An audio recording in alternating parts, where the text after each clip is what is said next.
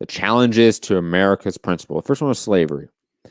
I'm not going to read that because I assume they get at least the basics right. Let's get progressivism, though, down. Let's see that.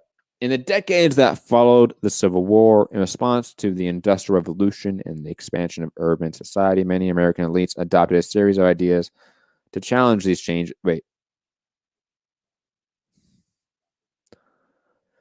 Dude, like we're literally the first sentence and it's already wrong. American elites did not start progressivism to affect the Industrial Revolution. The American elites were profiting off of the Industrial Revolution, and progressivism was started to counterbalance the economic oppression and exploitation in the Industrial Revolution, and obviously after that in the Gilded Age.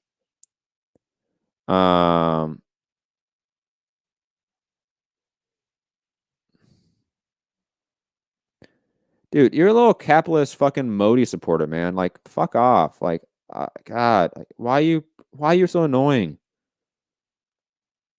You know, like at least the Nazi earlier like was annoying and then left. You're like you stay here and be annoying. It's just, God damn. Weirdos, man. Weirdos in the fucking chat.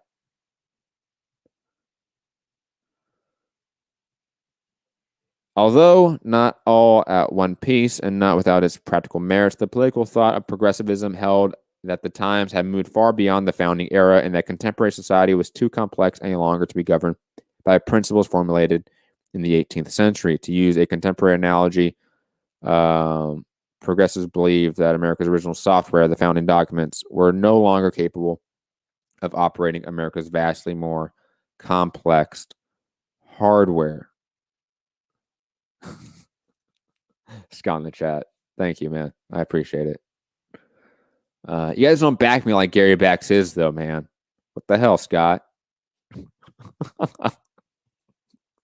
We're no longer capable of operating America's vastly more complex hardware. The advanced industrial society that emerged since the founding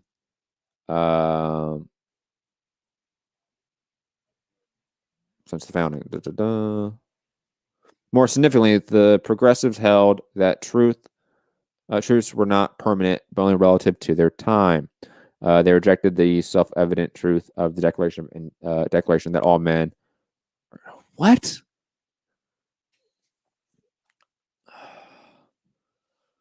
Okay, all right. They rejected the self-evident truth that all men are created equal and are endowed equally either by nature or by God with unchanging rights. As one prominent progressive historian wrote in 1922, to ask whether the natural rights philosophy of the Declaration of Independence is true or false is essentially a meaningless question.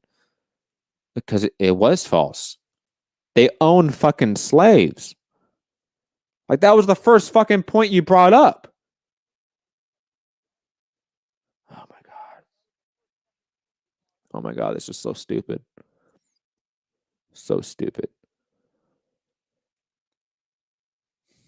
Instead, progressives believe there were only group rights that are constantly redefined and changed with the times. Indeed, society has the power and obligation not only to define and grant new rights, but also to take old rights away as the country develops. Yeah, that's just like empirically true. Based on this false understanding of rights, progressives design a new system of government instead of securing fundamental rights grounded in nature. Government operating under a new theory of living constitution should constantly evolve to secure evolving rights. Where the fuck does this like paragraph come from?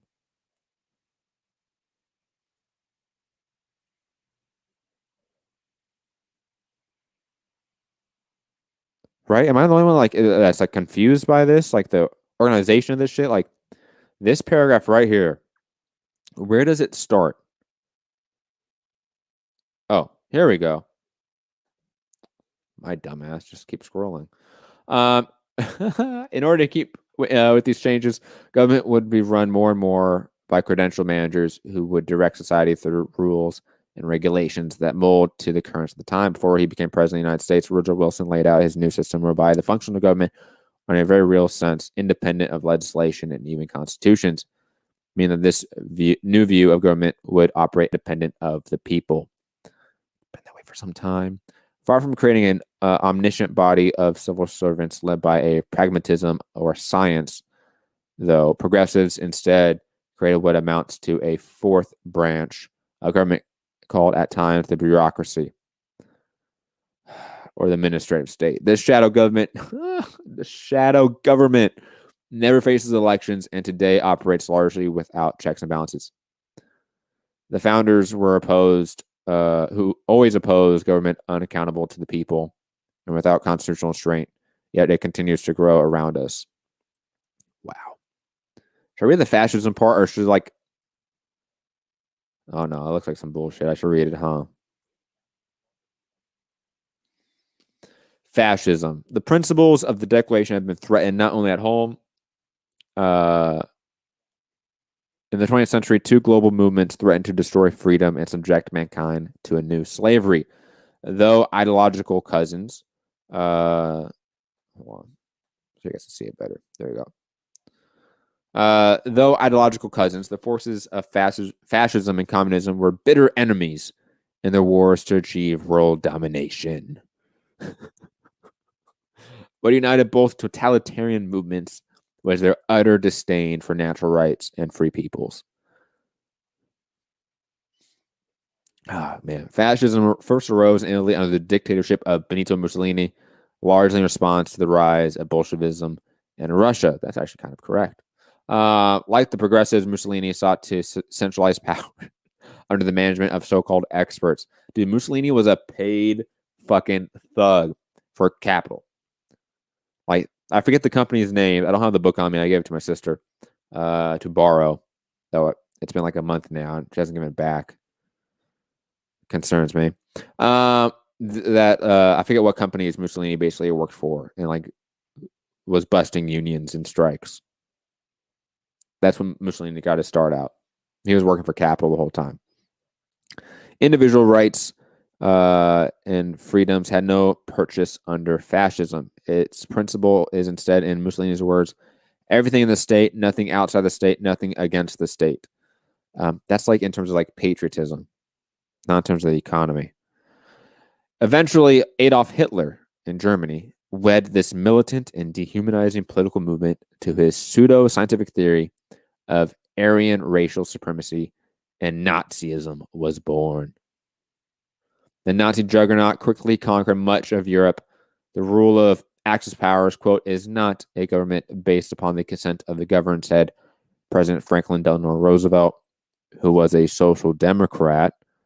It is not a union of ordinary self-respecting men and women to protect themselves and their freedom and their dignity from oppression. It is an unholy alliance of power and pelf to dominate and enslave the human race. Before the Nazis could threaten America, in our own hemisphere, the United States built an arsenal of democracy. Create what? Oh my God. Creating more ships, planes, tanks, and munitions than any other power on Earth. Eventually, America rose up, sending millions of troops across the oceans to preserve freedom. Everywhere American troops went, they embodied in their own ranks and brought with them the principles of the Declaration, liberating people and restoring freedom. Yeah, that's why like all the African American troops that went off abroad and when they're like France and stuff, they saw like how they were treated and they came back to America and started the fucking civil rights movement because they realized how fucked up America is. Anyways, yet while fascism died, what? I think it died. What? Yet, while fascism died in 1945 with the collapse of the Axis powers, it was quickly replaced by a new threat. And the rest of the 20th century was defined by the United States' mortal and moral battle against the forces of communism. Oh, man, this is so good. Oh, it's so sad. People believe this shit. Oh, my God. It pains me. It pains me in my soul, people, that there are ignorant motherfuckers out there that believe this. Communism seems to preach a radical or extreme form of human equality. That is true so far. So far, first sentence, it's right. Bad's core, wrote Karl Marx, is, quote, the idea of the class struggle as the immediate driving force of history, and particularly the class struggle between the bourgeois and the proletariat.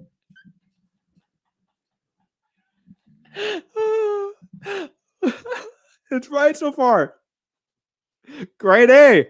It's amazing. I mean, this is whoever did this. I don't know, man. I don't know. I've only read 2 sentences so far, but this is pretty accurate.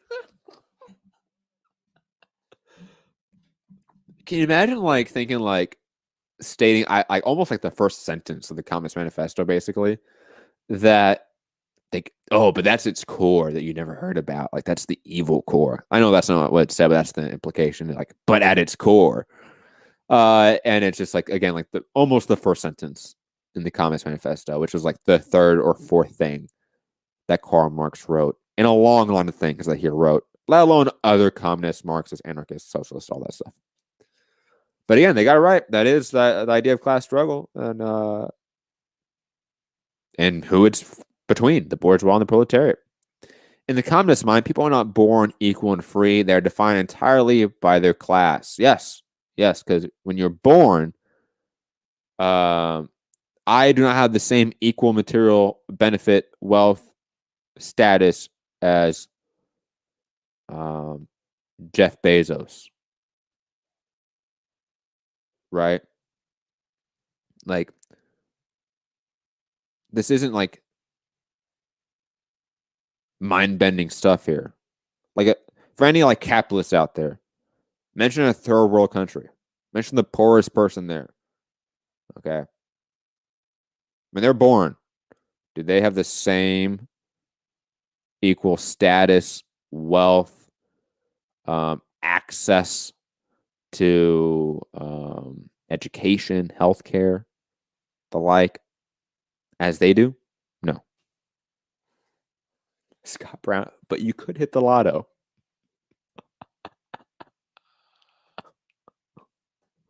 Oh my God, that is true. You could just hit the lotto and then everything's changed. Oh my God. Under communism, the purpose of government is not to secure rights at all. Okay. Instead, the goal is for a class struggle that necessarily leads to the dictatorship of the proletariat. I mean, it is kind of true because, like, in terms of like how we view the proletariat state, I'll call it the transitionary state, as we call it. It is a dictatorship of the proletariat, as Marx wrote, as Lenin echoed, and Engels echoed. And its purpose is to suppress the capital class. That's its purpose. To suppress the capitalist class and to create systems of governance within society that you can then wither away the state. You can strip it away. And then you go from lower communism to higher communism. That's basically what it is. So in terms of like the purpose of the government, yes, that's how we view when we take state power. That's what we want to do, to take that and then abolish capitalism. Yeah, it doesn't seem that insane. By its very nature, this class struggle would be violent. Yeah, that's most likely true because I mean we're fighting the hegemonic power of capitalism, the military, and the police, which are violent every second that we live. The communists disdain, quote, sorry, the communists disdain to conceal their views and aims, Marx wrote. They openly declare that their ends can be attained only by the forcible overthrow of all existing social conditions. Let the ruling classes tremble at a communist revolution. So far, this fucking section's based. Like everything else has been bullshit in terms of like the other section, but this one so far, based. Just gotta say that. It's hilarious. This radical rejection of human dignity spread throughout much of the world. I think it's a rejection of human oppression from the ruling bourgeois class. That's what it is. That's what's a rejection of. In Russia, the bloody Bolshevik Revolution, well, all revolutions are bloody. The American Revolution during World War I established the Communist Soviet Union. Communism understands itself as a universalist movement of global conquest. And communist dictatorships eventually seized power through much of Europe and Asia, and significant parts of Africa and South America. Significant parts? Probably in terms of pure landmass, because, I mean, a lot of the Soviet Union was also in Asia, China, and then, North Korea and Vietnam. That's pretty much it for Asia that I can think of. And then, like, Indonesia was, like, a socialist state for, like, a very, very brief amount of time before a CIA coup, and then 1 million people were killed. A fucking genocide happened. Don't worry about it. And in South America, Africa, you had a few.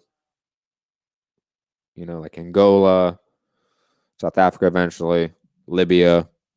Yeah, okay. Significant parts. I guess so. I was wondering if they're just overstating how much communism was around in the 20th century, but I think they accurately put it. Led by the Soviet Union, communism even threatened or aspired to threaten our liberties here at home. What it could not achieve through force of arms, it attempted through subversion. Oh my God. Did they have the CIA too? Wow. Communism did not succeed in fomenting revolution in America. I wonder what they mean by that. But communism's relentless anti-American, anti-Western, and atheistic propaganda did inspire thousands and perhaps millions to reject and despise the principles of our founding, and our government. While America and its allies eventually won the Cold War, this legacy of anti-Americanism is by no means entirely a memory, but still pervades much of academia and the intellectual cultural spheres. The increasingly accepted economic theory of socialism, while less violent than communism, they're the same, is inspired by the same flawed philosophy and leads down the same dangerous path of allowing the state to seize private property and redistribute wealth as the governing elite see fit. Yes. Based. That was a base fucking section right there. Oh, one more section. For generations. Oh my God, they talked about MLK in here. I'm not going to read it all. This is going to be the last part. I have to. For generations, Americans stood as a bulwark against global communism. Our Cold War victory was owing not only to our superior technology, economy, and military. In the end, America won because the Soviet Union was built upon a lie. A lie. As President Ronald Reagan said, quote, "I have seen the rise of fascism and communism, but both theories fail. Both deny those God-given liberties that are inalienable rights of each person on this planet. Indeed, they deny the existence of God." This motherfucker like invaded a sovereign country for a photo op. Like, think about it. This guy invaded Grenada just because he wanted a photo op. Hilarious. Hilarious. Well, there's a lot in there, I guess you guys can read as well, because I am not going to read the rest of that because, wow, that is something